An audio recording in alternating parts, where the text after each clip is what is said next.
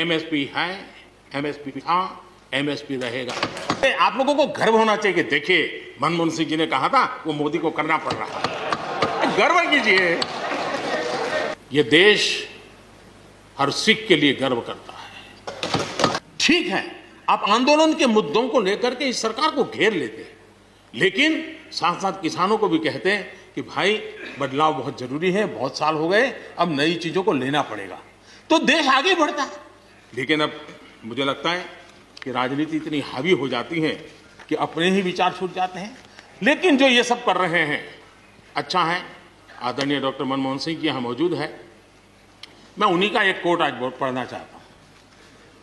हो सकता है जो यू टर्न कर रहे हैं वो मेरी बात माने या न माने, मनमोहन सिंह जी की तो बात जरूर मानेंगे। There are other rigidities because of the whole marketing regime set up in the 1930s, which prevent our farmers from selling their produce where they get the highest rate of return. It is our intention to remove all those handicaps which come in the way of India realizing its vast potential as one large common market. ये आदरणीय मनमोहन सिंह जी का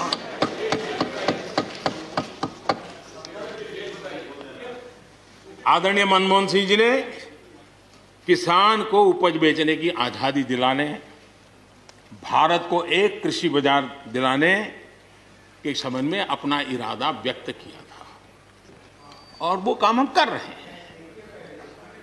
और मुझे आप लोगों को गर्व होना चाहिए कि देखिए मनमोहन सिंह जी ने कहा था वो मोदी को करना पड़ रहा है। गर्व कीजिए।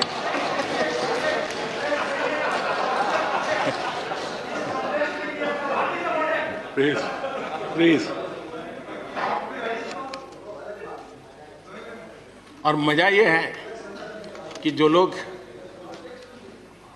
पॉलिटिकल बयानबाजी करते हैं उछल उछल करके, उनके राज्यों में भी जब उनको मौका मिला है, इसी में से आधा अधूरा कुछ न कुछ किया ही किया है हर किसी ने। यहां जो विरोध में दल है उनकी भी जहां सरकारें हैं वहां आधा अधूरा कुछ न कुछ तो किया ही है, क्योंकि उनको भी मालूम है रास्ते का रास्ता तो यही है। और मैंने देखा इस चर्चा में लॉ का जो स्पिरिट है उस पर किसी की चर्चा नहीं हुई है। शिकायत दिया गया तरीका ठीक नहीं था, जल्दी कर दिया, इसको नहीं पूछा, ये रहता है।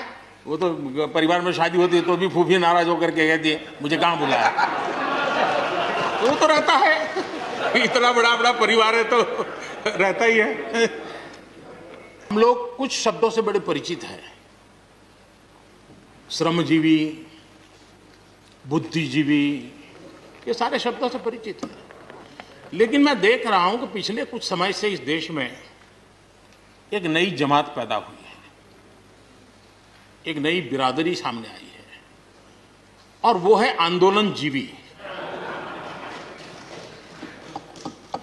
ये जमात आप देखोगे, वकीलों का आंदोलन है वो ना वहां नजर आएंगे, स्टूडेंट का आंदोलन है वो वहां नजर आएंगे, मजदूर का आंदोलन है वो वहां नजर आएंगे, कभी पर्दे के पीछे कभी पर्दे के आगे। एक पूरी टोली है जी जो आंदोलनजीवी है।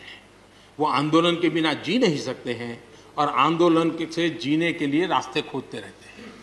हमें ऐसे लोगों को पहचानना होगा कि वो जो सब जगह पे पहुंच करके और बड़ा आइडियोलॉजिकल स्टैंड दे देते हैं, गुमराह कर देते हैं, नए नए तरीके बता देते हैं।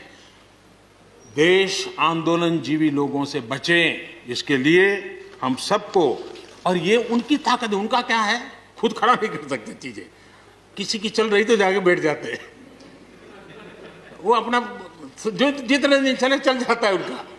ऐसे लोगों को पहचानने की बहुत आवश्यकता है। ये सारे आंदोलनजीवी परजीवी होते हैं।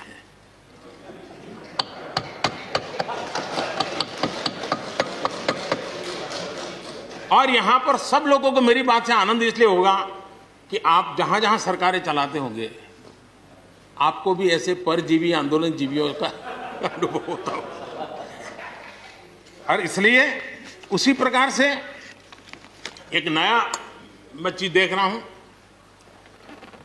देश प्रगति कर रहा है, हम एफडीआई की बात कर रहे हैं, फॉरेन डायरेक्ट इन्वेस्टमेंट, लेकिन मैं देख रहा हूं इन दिनों एक नया एफडीआई मैदान में आया है।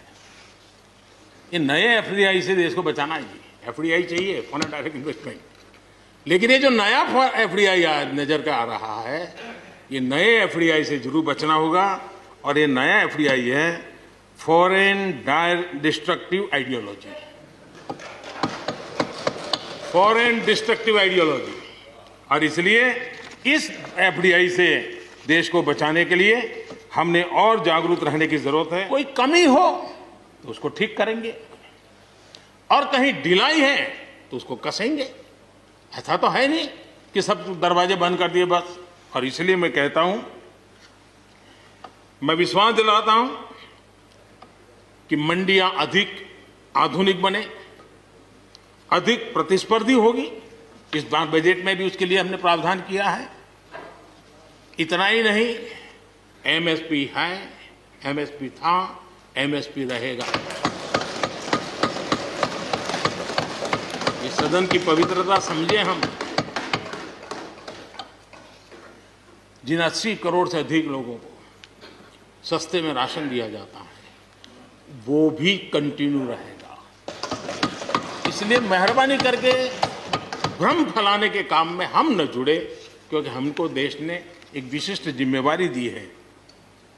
लेकिन कुछ लोग हैं जो भारत अस्थिर रहे, अशांत रहे, इसे लगातार कोशिश कर रहे हैं। हमें इन लोगों को जानना होगा। हम ये न भूलें कि पंजाब के साथ क्या हुआ। जब बंटवारा हुआ, सबसे ज्यादा भुगतना पड़ा पंजाब को।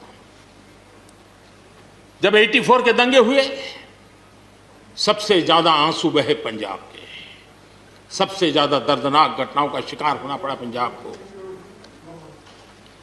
जो जम्मू कश्मीर में हुआ, निर्दोषों को मौत के घाट उतार दिया गया। जो नॉर्थ ईस्ट में होता रहा, आए दिन बम बंदूक और गोलियों का कारोबार चलता रहा। ये सारी चीजों ने देश को किसी न किसी रूप में बहुत नुकसान किया है। इसके पीछे कौन ताकतें हैं, हर समय हर सरकारों ने इसको देखा है, जाना है, परखा है। और इसलिए हमें उस जज्बे से इन सारी समस्याओं के समाधान के लिए हम तेजी से आगे बढ़े। और हम ये न भूलें कि कुछ लोग हमारे, खास करके पंजाब के, खास करके सिख भाइयों के दिमाग में गलत चीजें भरने में लगे हैं। ये देश हर सिख के लिए गर्व करता है।